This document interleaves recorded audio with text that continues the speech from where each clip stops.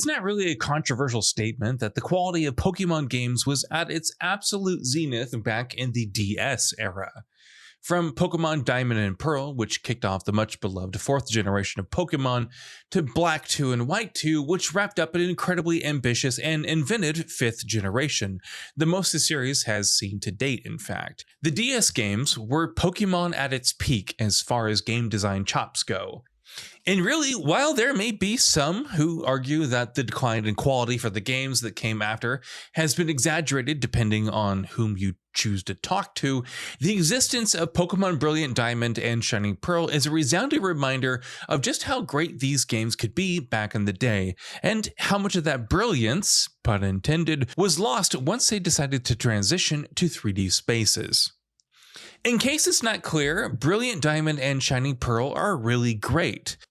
Now, they owe most of this to the simple fact that they're incredibly straightforward and faithful to a fault one-to-one translations of the originals. But those 15-year-old originals still remain near the top of this series' outing, so simply by bringing them over almost as is to the Switch, we end up with an entry that's far more remarkable, satisfying, and fulfilling than most of its other recent ones have been. The elevator pitch for Brilliant Diamond and Shining Pearl is fairly straightforward. There are almost exactly one-to-one recreations of the original games, with no attempt to try and integrate them into the modern stylistic or design sensibilities the series has adopted since. This could sound like an incredibly unambitious undertaking, and it is, but it's also precisely what helps these new releases remain so much fun and engaging. You see, rather than making unnecessary changes to the pitch-perfect design of the original games, or trying to recreate them in the style of Sword and Shield, ILCA Incorporated, led by Game Freak, have simply opted to not mess with what works. Given that trying to recreate older games in newer styles has led to some pretty divisive remakes in this series in the past, Omega Ruby and Alpha Sapphire are both really good modern takes on the classics they're based on, but they end up sacrificing a lot that people loved about those originals in the process.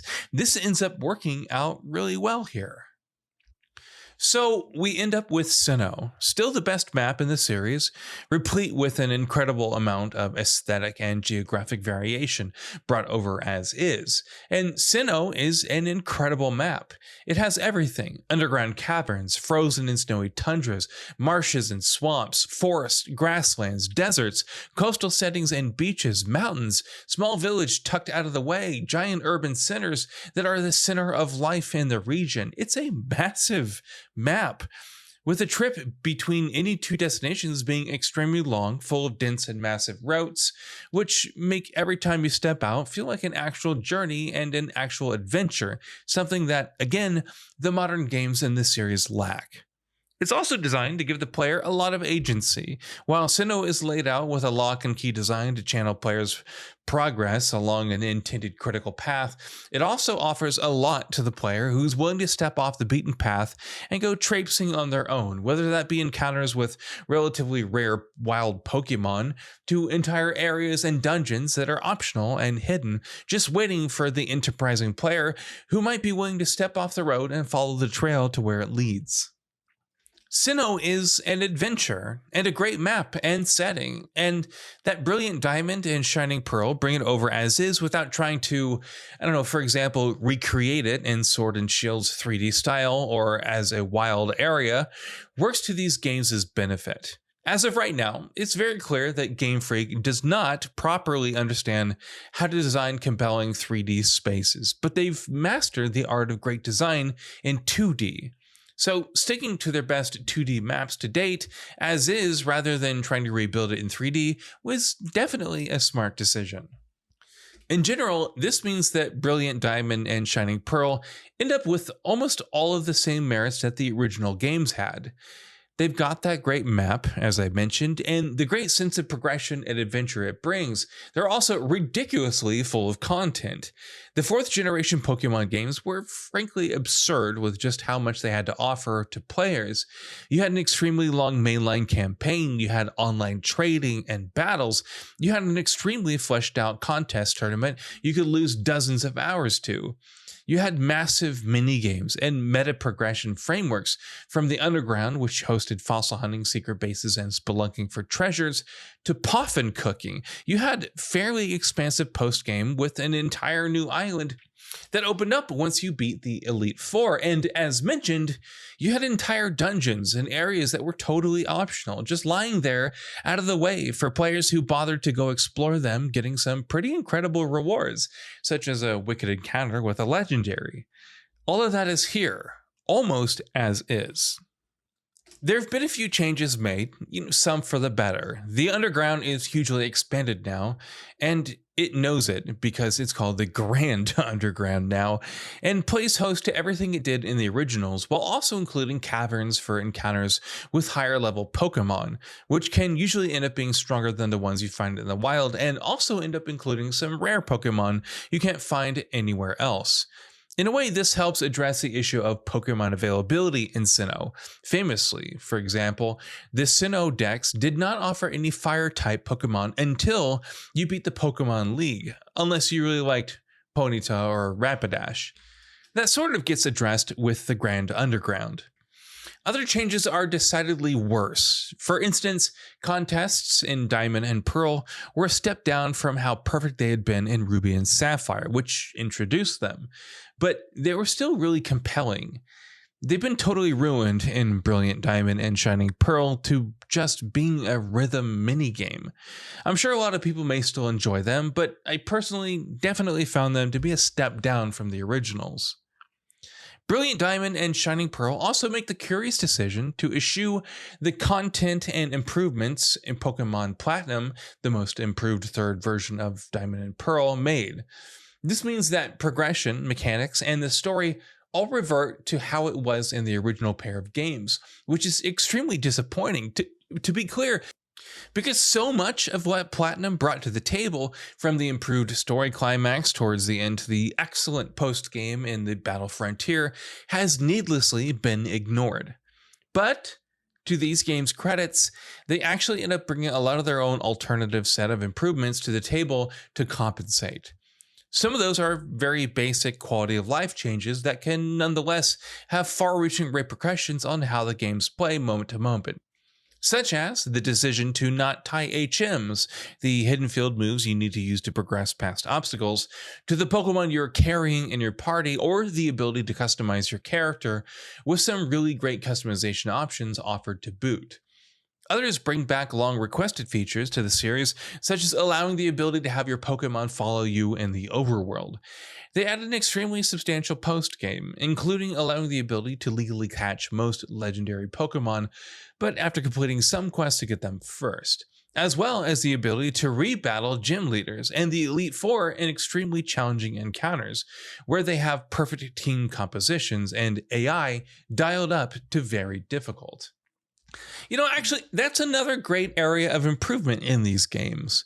The original Gen 4 Pokemon games were fairly challenging. They would never get mistaken for a Dark Souls, but they did push back on the player a little, and some fights, such as Cynthia, were legendarily relentless if you went in unprepared. Brilliant Diamond and Shining Pearl actually retain that aspect. Enemy AI, team compositions, and move pools are some of the best the series has seen, and fights can end up being fairly challenging as a result. Now, these buffs to the enemies are almost necessary, because the game retains the controversial EXP share from Sword and Shield, which will give every Pokemon in your party experience points after you finish a battle, regardless of whether or not they actually participated. There is, frustratingly enough, no way to turn it off either. Now, to the game's credit, the EXP share here feels better balanced than it has been in other games, but it can still be really easy to get really over-leveled and trivialize a lot of the encounters in the game, which is almost a shame, because as I mentioned, some of them really are well designed. It's easy enough to circumvent the EXP share gains. You can keep a rotating team of more than 6 Pokemon at a time and keep swapping them in and out to basically have a bigger roster you're working from. And to be fair, I ended up enjoying using a lot of Pokemon I've never used before because of this. But again, I would much rather have made that choice for myself rather than being forced into it, because the game was handing out so much experience points that the only way to maintain challenge for a lot of it was to resort to workarounds like these. Now, Game Freak already had the perfect solution to this problem through Ultra Sun and Ultra Moon, which let you turn off EXP share if you didn't want it, but left it on by default. Why not just offer players that option again? Even with a lot of the encounters in the game being trivialized, however, the late games ones hit hard, with the Elite Four and Champion battles in particular being extremely challenging, and the post-game battles being the best NPC battles this series has seen. It's just really a shame that so much of the good work that must have surely gone into designing these encounters has been unnecessarily compromised by this insistence on not offering player options. And there are some other problems. Brilliant Diamond and Shining Pearl are actually the buggiest Pokemon releases that we've had in a while. There isn't anything game-breakingly bad, but you'll often see random stuff like textures not loading or characters getting stuck in the geometry, a consequence of adding full analog movement to a grid-based map without properly accounting for it, I guess. Sound randomly cutting out, or even just outright crashes. The good news is the game has a really aggressive autosave, so you never really lose a lot of progress when this does happen. It's just a shame it happens at all. A day one patch has already made things better, but there's still a long way to go, and hopefully ILCA and Game Freak continue patching the game, because while Pokemon games have never been paragons of good programming, they at least don't let their messy coding get in the way of the player's experience too much. Right now, that's decidedly not the case, and while none of these glitches and bugs are too frustrating, that doesn't really absolve their existence to begin with. There are 3 other points that I want to discuss, one extremely positive, one bafflingly negative, and one mixed. So let's start with the negative one, because to be fair, it's also the most minor one. Brilliant Diamond and Shining Pearl have frustratingly patchy touchscreen support, which is almost hilarious because the original games pioneered touch input for Pokemon to begin with, but that's where we are. Touch input is supported for the Pokétech smartwatch, and in some random and arbitrary areas, such as for polishing up your own gym badges, or minigames such as digging out treasure in the Grand Underground. But it's not supported for input in battles or menus, and that's almost the whole game. This isn't a major problem, but it's baffling. Why is touchscreen support so inconsistent and patchy? For example, I mentioned above that minigames like digging for treasure in the underground support touch input, but Poffin cooking, on the other hand, does not. Why? Why not at least be consistent within the limited scope of touch input implementation you decide on? It's just so unnecessarily confusing. Again, none of this is a major issue just because input is at best a convenience and you get used to its absence in 3 seconds. It's just a curious and amusing point of interest. Far more positive, and this one is for something substantially more important, are my impressions of the soundtrack. Patched in with a massive 8GB day one update, the soundtrack for Brilliant Diamond and Shining Pearl remixes one of the best, most atmospheric set of the tunes this series has had expertly. Almost every remix is a slam dunk. I'm sure there will be some changes that some don't like variously. I myself am disappointed with the least 2 songs as remix, but on the whole, the music here is a resounding triumph. Plus, much like Heart Gold and Soul Silver, the beloved remakes of the equally beloved Gold and Silver, these games unlock the ability to play the original soundtrack later in the game as well, for those who simply prefer the sound of the DS games over the remixes. As positive as I am on the soundtrack, I'm more mixed on how the game looks. Now, to be clear, I don't think it necessarily looks bad. It definitely looks better than it did pre-launch, and I'm a fan of the chibi style aesthetic for Pokemon, particularly when well done. In Brilliant Diamond and Shining Pearl, it can't help create a real sense of place for Sinnoh, as well as, particularly when paired with some gorgeous and extremely detailed battle backgrounds, which always include Mount Coronet towering in the background. But at the same time, I'm not sure I'm the biggest fan of how this game has done the chibi thing. I think something like the Pokemon Let's Go look would have been the way to go for these games. By retaining super deformed character models that are decidedly not to scale, these games end up looking weird a lot of the time, particularly when the camera makes the misguided, confident decision to zoom in on its characters for close-ups and an unfounded burst of cinematic confidence. This doesn't happen often enough, but whenever it does happen, it highlights how ugly the characters look, which is perplexing because the environments look cozy and great, and the battle backgrounds are gorgeous. It's a mixed bag as far as the visuals go. In spite of a lot of missteps and unforced, unnecessary errors, however, Brilliant Diamond and Shining Pearl are excellent outings. By eschewing a lot of the modern design sensibilities the series imbibes and hewing so faithfully and closely to the 15-year-old game, often regarded to be as one of the series' high points, they end up delivering an uncontroversial, safe, but incredibly fulfilling and compelling Pokemon adventure, the best one we've had in years. Perhaps there's something to be said about what it means for the Pokemon games that their best game in almost a decade is essentially an almost totally faithful one-to-one port of a 15-year-old DS game, and that's definitely a discussion that needs to be and should be had. But this isn't a review of the Pokemon series, it's a review of just this one game. And this one game, by choosing to be unambitious and sticking with what has been known to work, delivers undoubtedly one of the best outings Pokemon has had in years, warts and all. May I remind Game Freak and the Pokemon Company why players fell in love with this series to begin with. So what are your thoughts on this?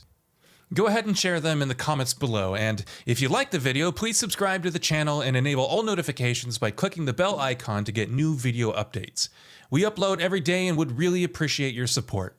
Thanks for watching.